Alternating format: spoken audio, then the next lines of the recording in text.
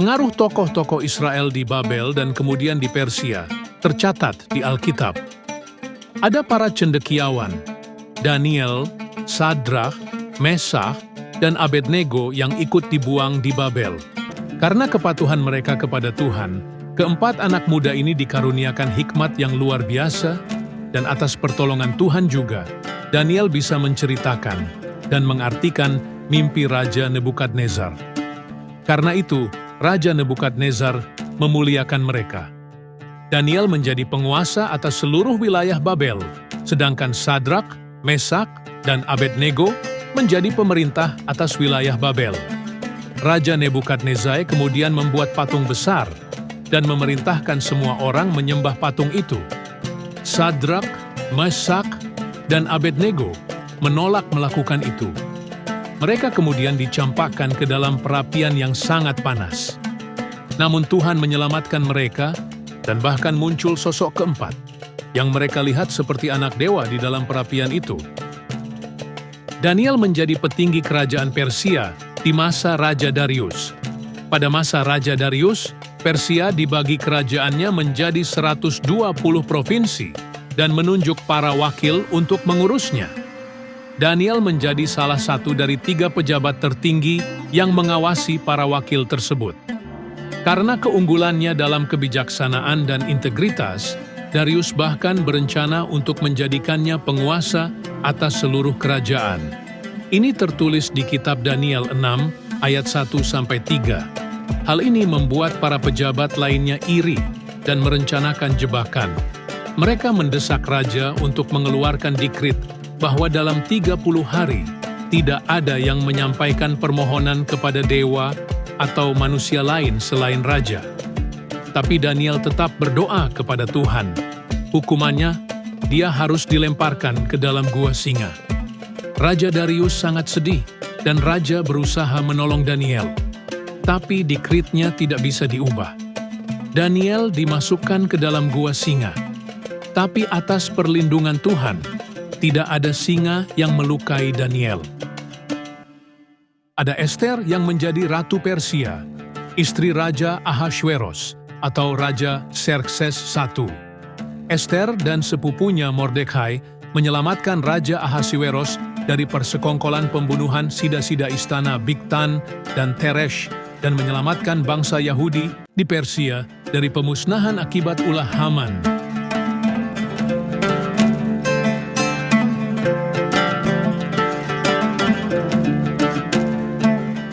Perjalanan kembali ke Yerusalem adalah pengalaman yang pahit bagi orang Israel yang diasingkan. Setelah puluhan tahun tinggal di negeri asing, mereka akhirnya kembali ke rumah. Hati mereka dipenuhi dengan harapan dan antisipasi. Namun, kepulangan ini bukanlah kepulangan yang sederhana. Tanah itu terlantar, kota itu hancur, sebuah pengingat nyata akan kehancuran yang ditimbulkan oleh orang Babel. Para pengungsi menghadapi tugas berat untuk membangun kembali kehidupan mereka, komunitas mereka, dan iman mereka dari bawah ke atas. Gelombang pertama yang kembali menghadapi banyak tantangan. Gelombang pertama ini dipimpin oleh Zerubabel, keturunan Daud, cucu Raja Yoyakhin, raja terakhir Yehuda, yang ditawan di Babel. Tanah itu, yang dulunya subur dan makmur, telah terbengkalai selama beberapa dekade. Komunitas tetangga yang telah pindah ke wilayah tersebut selama pengasingan memandang mereka dengan kecurigaan dan permusuhan. Sumber daya langka dan tugas membangun kembali bait suci, titik fokus iman mereka, tampaknya tidak dapat diatasi. Terlepas dari rintangan-rintangan ini, mereka yang kembali bertahan didorong oleh kerinduan yang mendalam akan tanah air leluhur mereka dan keinginan untuk memulihkan hubungan mereka dengan Tuhan. Peletakan batu penjuru untuk bait suci kedua, peristiwa penting yang dicatat dalam kitab Ezra, disambut dengan campuran suka dan duka.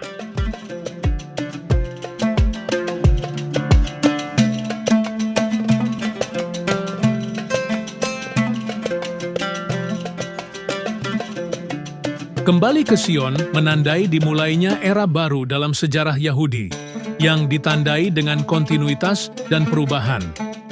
Di bawah pemerintahan Persia, orang Yahudi diberi tingkat otonomi dalam kerangka kerajaan yang luas. Mereka diizinkan untuk mempertahankan praktik keagamaan mereka, membangun kembali bait suci mereka, dan mengatur urusan internal mereka. Namun, mereka tetap menjadi rakyat Raja Persia, berkewajiban untuk membayar pajak dan memberikan dukungan militer ketika dipanggil. Periode ini, yang berlangsung selama lebih dari 2 abad, menyaksikan pembangunan kembali Yerusalem dan daerah sekitarnya secara bertahap. Tembok-tembok didirikan, rumah-rumah dibangun, dan ladang-ladang digarap. Para imam, yang merupakan pusat kehidupan keagamaan Yahudi, ditata ulang, dan Taurat, kumpulan hukum dan tradisi Yahudi, dikodifikasi dan diberi tempat sentral dalam kehidupan masyarakat. Periode Persia juga menyaksikan munculnya jenis pemimpin agama baru, ahli Taurat.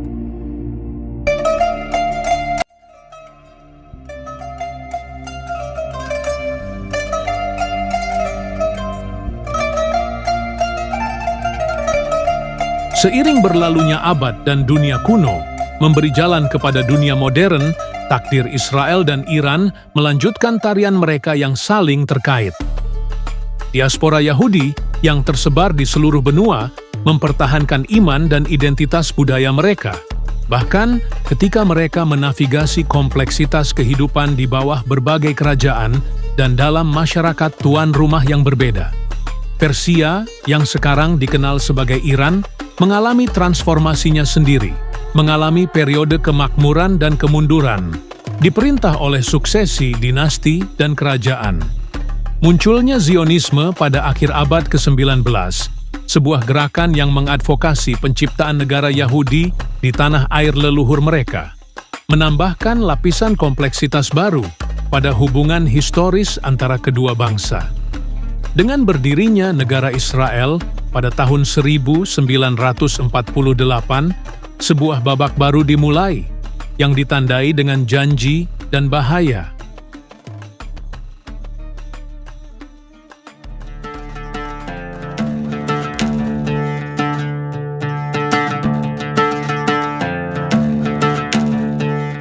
Pemerintahan Muhammad Reza Shah Pahlavi dari tahun 1941 hingga 1979 menandai periode perubahan dan modernisasi yang signifikan di Iran.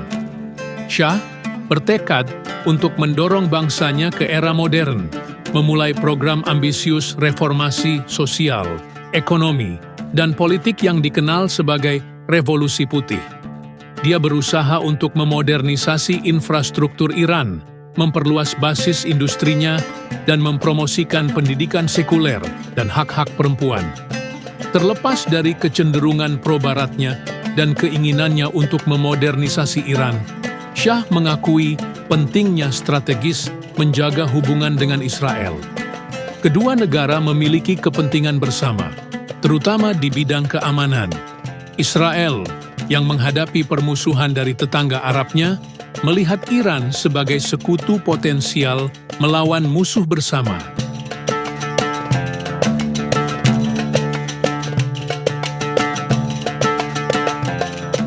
Tahun 1979 menyaksikan pergeseran seismik dalam lanskap geopolitik Timur Tengah dengan revolusi Iran. Bertahun-tahun ketidakpuasan yang membara dengan pemerintahan Shah yang dipicu oleh ketidaksetaraan ekonomi, penindasan politik, dan penolakan terhadap pengaruh Barat, memuncak dalam pemberontakan rakyat yang menggulingkan monarki dan membuka jalan bagi pembentukan Republik Islam. Ayatollah Ruhollah Khomeini, seorang pemimpin agama karismatik yang telah menghabiskan waktu bertahun-tahun di pengasingan karena penentangannya terhadap Shah, muncul sebagai figur utama revolusi. Khomeini, seorang kritikus keras imperialisme Barat dan penentang vokal keberadaan Israel, mengartikulasikan visi negara Islam yang dipandu oleh hukum syariah. Revolusi Islam memiliki implikasi yang besar bagi hubungan antara Iran dan Israel. Dalam semalam, aliansi pragmatis yang telah ada di bawah Shah menguap, digantikan oleh permusuhan terbuka dan perpecahan ideologis yang dalam. Khomeini memandang Israel sebagai entitas yang tidak sah, kanker di jantung dunia Muslim yang perlu diberantas.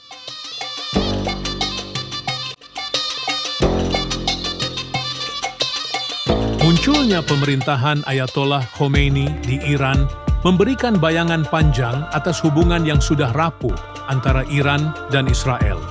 Ideologi Khomeini yang berakar pada perpaduan Islam Syiah dan sentimen anti-Barat memandang Israel sebagai negara perampas, produk kolonialisme Barat yang secara tidak sah ditanamkan di jantung dunia Muslim. Sikap ini, yang jauh dari sekedar retorika, menjadi landasan kebijakan luar negeri Iran, membentuk tindakan dan pernyataan di panggung dunia. Pernyataan Khomeini berresonansi dengan segmen dunia Muslim, terutama mereka yang kecewa dengan kebijakan Barat di Timur Tengah dan bersimpati dengan perjuangan Palestina.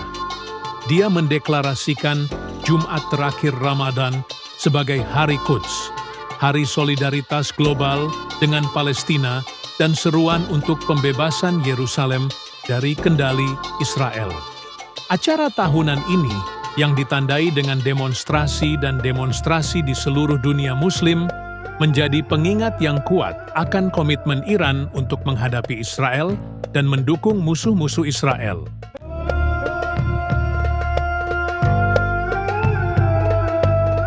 Dekade-dekade setelah revolusi Iran menyaksikan serangkaian konflik proksi dan pergeseran aliansi di Timur Tengah, dengan Iran dan Israel seringkali berada di pihak yang berlawanan. Wilayah itu, yang sudah menjadi kotak bubuk mesiu dari keluhan historis dan persaingan geopolitik, menjadi medan pertempuran untuk mendapatkan pengaruh, mengekspor ideologi revolusionernya, dan menantang apa yang dianggapnya sebagai hegemoni Barat. Sementara Israel bertujuan untuk mengamankan perbatasannya dan mempertahankan keunggulan militer regionalnya.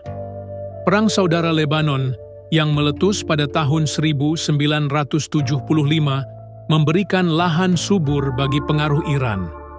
Iran memberikan dukungan kepada Hizbullah, sebuah kelompok militan Syiah yang muncul sebagai kekuatan yang tangguh di Lebanon, menantang kehadiran militer Israel di selatan negara itu.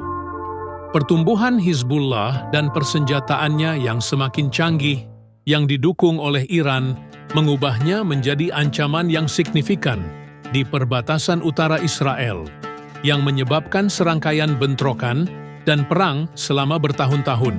Perang Saudara Suriah, yang dimulai pada tahun 2011, semakin memperumit lanskap regional. Iran, sekutu lama rezim Suriah, memberikan dukungan militer dan keuangan yang penting kepada Presiden Bashar al-Assad yang memungkinkannya untuk mempertahankan kekuasaan meskipun menghadapi perang saudara yang brutal. Israel memandang pengaruh Iran yang berkembang di Suriah dengan waspada, khususnya upayanya untuk membangun kehadiran militer permanen di dekat perbatasannya, melancarkan banyak serangan udara yang menargetkan aset dan personel Iran di Suriah.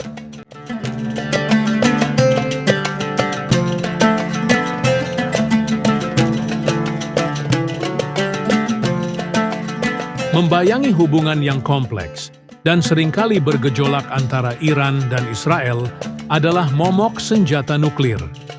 Program nuklir Iran yang dimulai pada tahun 1950-an dengan bantuan Amerika Serikat di bawah program Atoms for Peace menjadi sumber keprihatinan internasional yang berkembang di awal abad ke-21, terutama setelah terungkapnya fasilitas dan aktivitas nuklir rahasia yang meningkatkan kecurigaan tentang Iran.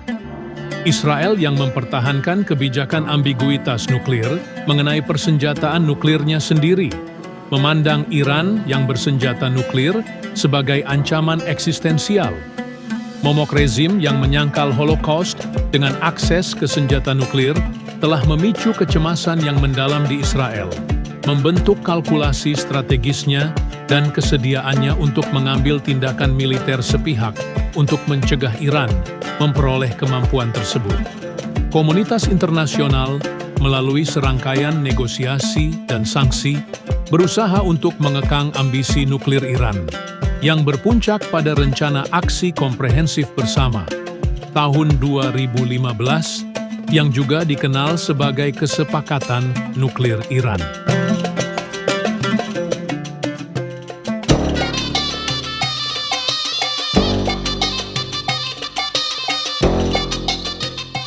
Kisah Israel dan Iran adalah permadani pedih yang dijalin dari benang-benang sejarah bersama, resonansi budaya, dan konflik pahit. Dari dataran kuno Mesopotamia, tempat jalan mereka pertama kali terjalin, hingga papan catur geopolitik modern Timur Tengah, takdir mereka telah terkait erat. Gema kerajaan yang telah lama hilang, Babel, Persia, Yunani, Romawi, bergema melalui narasi bersama mereka. Sebuah pengingat akan sifat siklus kekuasaan, kebangkitan dan kejatuhan peradaban, dan dampak abadi dari masa lalu pada masa kini. Warisan peradaban dan budaya di kedua negara yang tercipta jauh dari zaman dahulu kala, lanskap yang unik, kerinduan masyarakat yang telah lelah dengan peperangan, menghembuskan angin harapan akan perubahan ke arah perdamaian abadi yang saling menghormati. Perdamaian yang mengakui martabat dan keamanan baik Israel maupun Iran, beresonansi dalam di hati banyak orang.